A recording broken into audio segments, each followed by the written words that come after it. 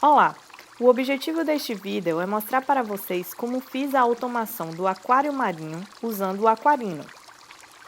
Tenho também um outro vídeo que mostra a automação do aquário plantado de água doce. O link para este outro vídeo irá aparecer aqui nos cards.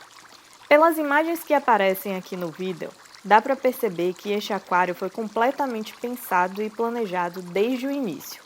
A automação também foi pensada e projetada desde o primeiro dia.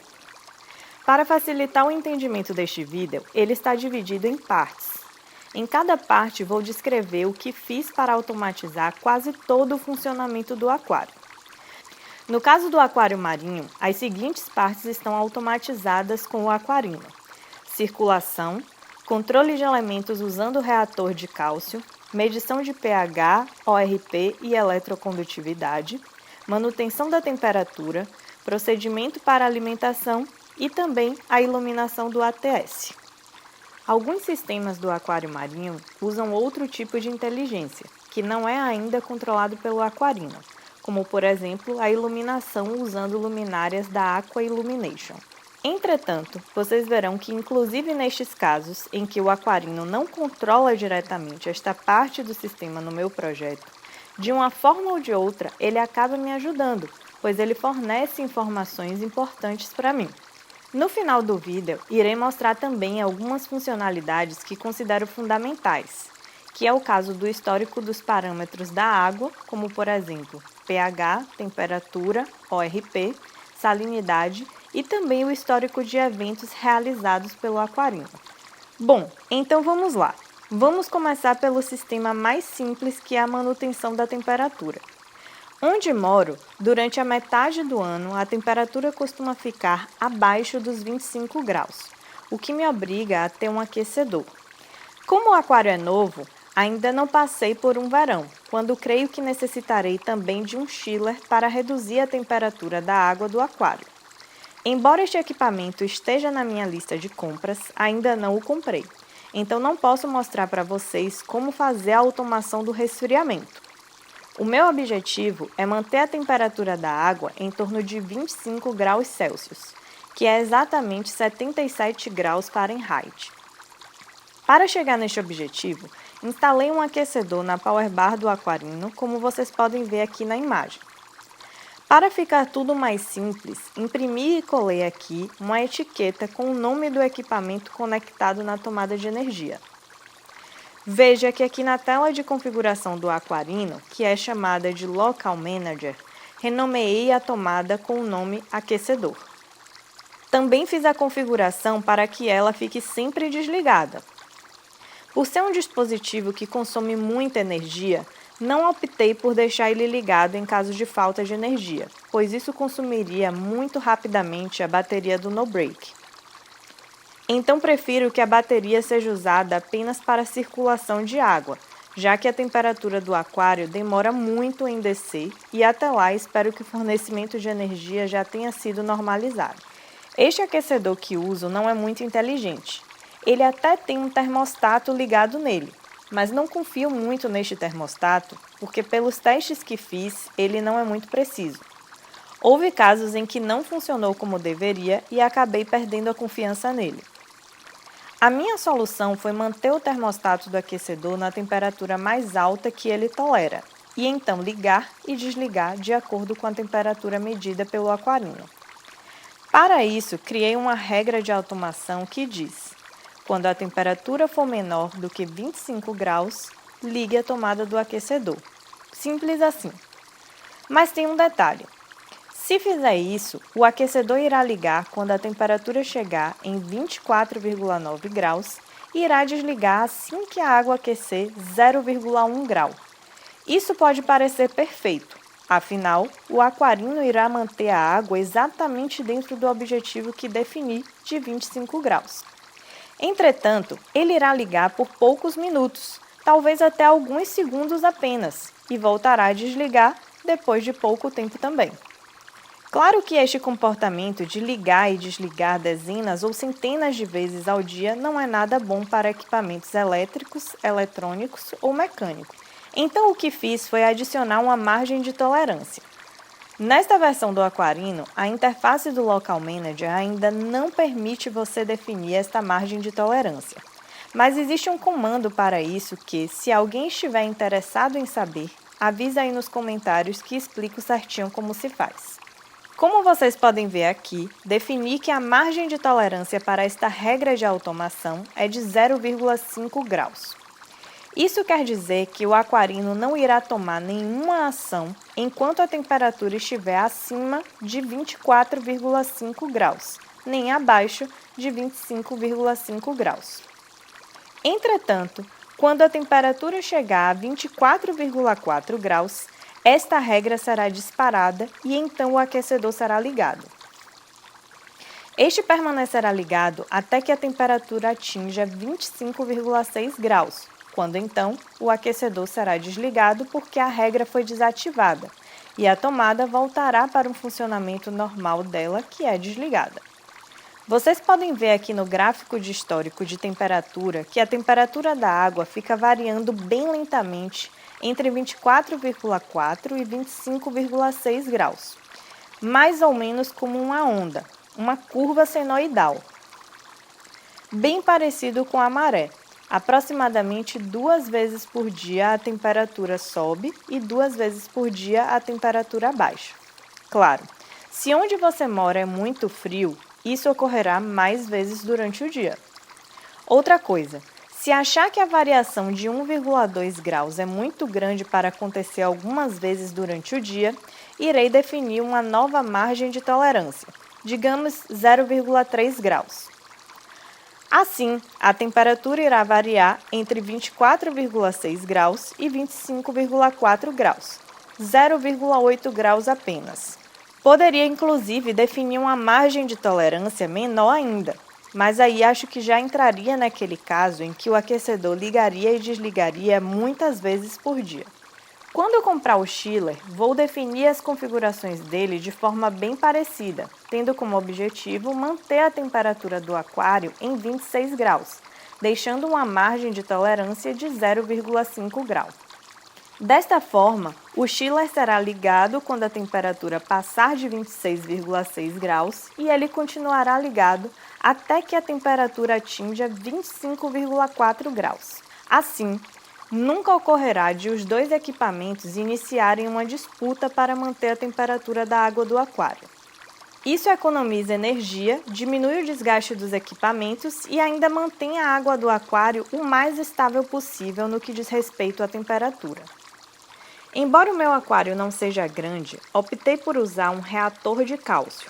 Não vou entrar aqui na discussão se Balin é melhor ou pior do que reator de cálcio. Mas é importante deixar claro que, se quisesse usar Balin, o aquarino tem bombas dosadoras e poderia usar. Se vocês assistirem ao vídeo sobre a automação do aquário plantado de água doce, vocês verão que uso 5 dosadoras no aquarino. São duas coisas que precisam ser controladas em um reator de cálcio. A primeira é o pH da câmara de reação, onde a mídia é lentamente dissolvida para liberar cálcio, magnésio e reserva alcalina na água. A segunda é a vazão do fluxo de água que entra e sai da câmara de reação. Esta vazão não é controlada pelo aquarino. No meu projeto tem uma pequena mangueira de silicone que está instalada na tubulação do recalque de água do SAMP para o display. O fluxo de água que entra e sai do reator é controlado por um pequeno estrangulador instalado nesta mangueira de silicone. Para controlar o pH dentro da câmara de reação, uso um cilindro carregado com CO2 que tem uma válvula solenoide instalada nele. Esta válvula está ligada na power bar do aquarino nesta tomada aqui. Na interface do Local Manager, renomeei a tomada como solenoide CO2. Dentro da câmara do reator tem um sensor de pH ligado ao aquarino que aparece aqui na tela de sensores como pH Reactor. Então defini a seguinte regra de automação. Quando o pH da câmara de reação for menor do que 6,8, ligue a tomada da válvula solenoide do CO2. Veja também que defini uma margem de tolerância porque a válvula solenoide é um equipamento eletromecânico e não quero que ela fique abrindo e fechando a cada minuto. Então defini como margem de tolerância 0,1 ponto de pH. Ou seja, esta regra de automação do aquarino irá manter o pH da câmara do reator entre 6,7 e 6,9. Claro que escolhi 6,8 porque a mídia que uso é bem mole e se dissolve em um pH relativamente alto. A dissolução desta mídia acontece quando o pH está abaixo de 7,8 e acelera quanto mais baixo for o pH. A questão toda aqui é que não quero um pH muito baixo saindo do reator, pois isso iria reduzir consideravelmente o pH da água do aquário como um todo. Isso é o suficiente para repor cálcio, magnésio e a reserva alcalina que os corais e algas coralinas consomem.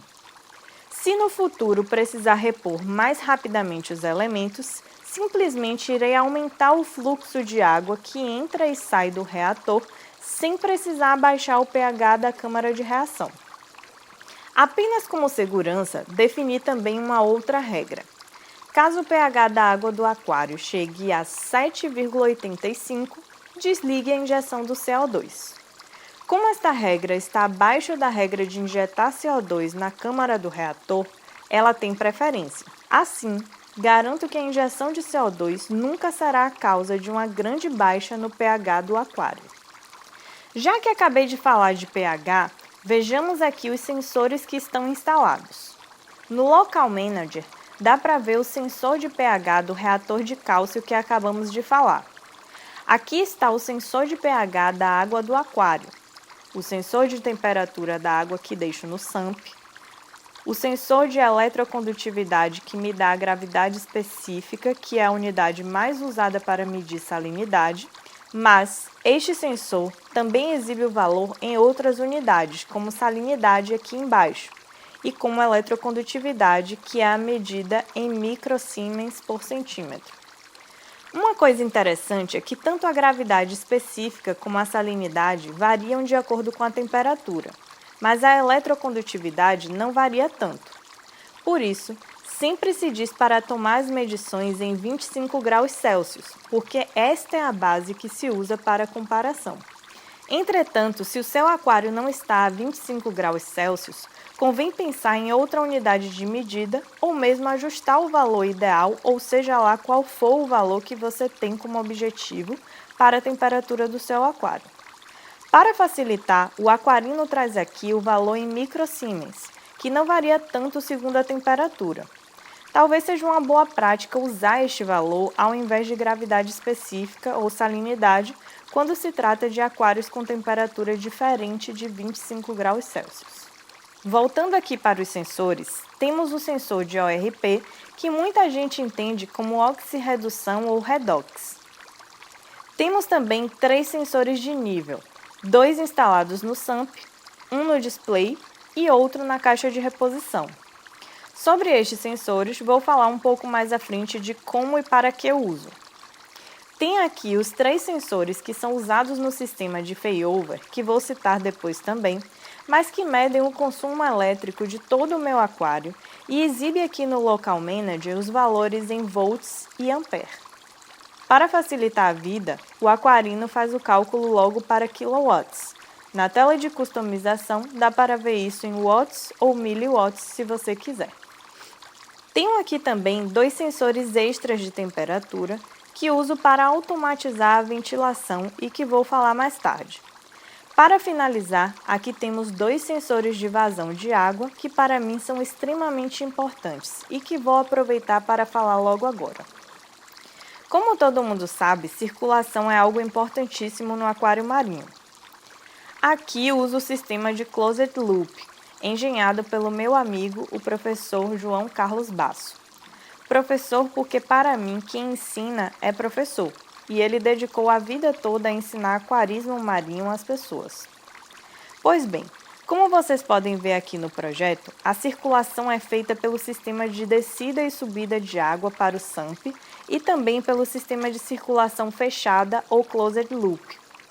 Em cada uma dessas tubulações, instalei um sensor de fluxo. Estes sensores medem até 60 litros por minuto, o que dá 3.600 litros por hora. As minhas bombas são de 2.000 litros por hora para o recalque, ou seja, sump display, e 4.000 litros por hora para o closed loop. Mas como podemos ver aqui na tela de sensores do Local Manager do Aquarino, estas bombas estão operando a aproximadamente 150 litros por hora na circulação sump display e 1.200 litros por hora no closed loop. A perda de potência é normal em qualquer bomba. No meu caso em especial, o valor que deixo para a circulação do sump display é intencionalmente baixa, porque recirculo a parte da água para o ATS e parte da água para o próprio sump, deixando a circulação sump display um pouco menos do que todo o volume do display por hora. No meu projeto, o display é de 200 litros e circula apenas 150 litros por hora. Posso aumentar isso a qualquer momento, abrindo alguns registros e fechando outros, mas é assim que gosto e é assim que está configurado no momento. Estas bombas são DC e controláveis, então posso brincar com a vazão delas à vontade, além de ter também uma série de registros que posso abrir e fechar para fazer a circulação do aquário como quiser. Existem algumas coisas importantes nesse sistema de circulação que também foi engenhado pelo professor Basso, que é a descida de água. Vejam que a água desce por 3 esquinas do aquário e retorna pela 4ª esquina. Alguns podem pensar que essas esquinas podem entupir ou serem obstruídas por alguma coisa e então o display transbordar. Bom, isso é muito improvável de acontecer. E só aconteceria se as 3 esquinas de descida entupissem ao mesmo tempo. Para isso acontecer, o aquário tem que estar realmente abandonado por muito tempo, o que não é o meu caso. Entretanto, como viajo muito e seguro morreu de velho, instalei aqui um sensor de nível que deve ficar permanentemente aberto, ou seja, sem detectar água. A água do display nunca deverá chegar até este nível. Caso chegue, é porque algo de muito estranho aconteceu e então o sensor será ativado. Caso este sensor detecte que o nível de água subiu até ele, temos esta regra aqui que será disparada e irá automaticamente desligar a tomada da bomba de recalque. A bomba de recalque continuará desligada enquanto o nível da água não baixar. Como disse, isso é muito improvável de acontecer. Mas para testar o sistema, fechei todos os registros das descidas de água e acreditem, funcionou perfeitamente. Inclusive, o Aquarino me mandou um e-mail dizendo que o valor do sensor havia sido alterado. Este mesmo tipo de notificação recebo quando o nível do reservatório de água de reposição está baixo. Por experiência, sei que o meu reservatório agora no inverno dura aproximadamente 10 dias. Como reponho água uma vez por semana, ele nunca me avisa. Mas houve uma vez em que estava viajando e precisei pedir para alguém repor a água. No meu projeto, a reposição de água é por gravidade, então o máximo que o Aquarino pode fazer é me dizer se acabou ou não a água do reservatório. Não deixar a água de reposição acabar é extremamente importante para as pessoas que fazem reposição de água com Calvasser, que é água com hidróxido de cálcio. Se a água acabar e você encher o reservatório de reposição com Calvasser, existe o risco de ser adicionado uma quantidade muito grande desta água ao sistema. Isso elevaria muito rapidamente o pH da água, já que Calvasser tem um pH de aproximadamente 12. Outra funcionalidade do Aquarino que considero de grande ajuda é a questão da alimentação. Se fizesse isso de forma 100% manual, teria que desligar 2 bombas, a de recalque e a do closed loop, esperar a água baixar e então alimentar os animais. Com o Aquarino, simplesmente clico em alimentar manualmente e ele desliga todas as bombas que foram configuradas para desligar. Poderia também instalar um alimentador automático aqui e o Aquarino controlaria o alimentador. Mas esse é o tipo de prazer e diversão que prefiro fazer eu mesmo ao invés de deixar automático. Afinal, quem não gosta de alimentar os peixes na mão? Algo interessante aqui é que configurei a tomada da bomba de recalque para só ligar após 15 minutos depois que acabar o período de alimentação. Fiz isso para que o closed loop seja ligado antes da bomba de recalque e que qualquer comida que esteja na coluna d'água continue circulando pelo display por 15 minutos antes de ser jogada para o SAMP. Isso reduz a quantidade de comida não aproveitada pelos animais, o que é uma grande ajuda no controle da qualidade da água, principalmente no que diz respeito a fosfatos e nitratos. Outra configuração importantíssima diz respeito à falta de energia. Inicialmente, comprei um no-break porque onde moro é normal ter uma variação muito grande no fornecimento de energia elétrica. Em se tratando de aquário, onde tudo é caro, em especial as luminárias, acabei comprando um no-break para proteger o investimento. Quando instalei o aquarino, notei uma funcionalidade interessante. Em caso de falta de luz, quais equipamentos deveriam ficar ligados? Para a configuração que fiz, o único equipamento que considero essencial é a circulação de água no sistema SAMP Display. O Closed Loop pode continuar desligado, não tem problema. Iluminação, aquecedor e demais equipamentos não me interessam muito, mas quero garantir que o mínimo de circulação existirá pelo maior tempo possível. Para isso, escolhi guardar toda a bateria do no-break para a bomba de recalque, como vocês podem ver aqui na configuração da tomada dela. Como disse antes, a iluminação neste aquário não é controlada pelo aquarino, já que uso luminárias da Aqua Illumination. Entretanto, tem um ATS instalado no SAMP e uso o aquarino para ligar e desligar os refletores do ATS. Como sempre, renomeei uma tomada da Power Bar, onde estão instalados os refletores, e defini que esta tomada irá ligar todas as noites, às 10 horas, e desligará todos os dias, às 14 horas. Basicamente, esse é o inverso do tempo que deixo na configuração das luminárias Hydra. Fora isso, por enquanto, esse é o único controle de iluminação que o aquarino faz para mim. Por que alguém usaria ventilação em um aquário? Isso é o que podem me perguntar. Bem, existem alguns motivos. O primeiro é remover o CO2 que é liberado da água de retorno do reator de cálcio e que fica dentro do móvel onde está o SAMP. Então, a cada hora ligo 2 ventiladores 12 volts que foram instalados dentro do móvel. A segunda razão é diminuir a umidade nesta mesma zona. Há uma terceira razão, aí já na parte seca do móvel, onde ficam instalados os equipamentos eletrônicos, que é diminuir a temperatura do ambiente. Como vocês sabem, equipamentos eletrônicos geram calor. Se o móvel não tem uma boa circulação, esse calor acumula. Calor, umidade e sal são uma fórmula mágica para destruir eletrônicos. O aquarino não sofre deste mal, porque ele é protegido por uma resina especial, mas o meu no-break não teve esta sorte. Então, além de ligar os ventiladores a cada hora, tanto da parte seca como da parte molhada do móvel, criei também estas duas regras aqui. Estas regras utilizam os sensores de temperatura extras que o aquarino tem. Veja que a primeira regra, que é da área seca. Quando a temperatura passar de 27 graus, o ventilador é ligado. No caso do SAMP, esta configuração está para 25 graus.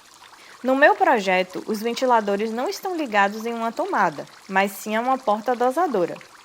É isso mesmo, o aquarino tem 6 portas dosadoras.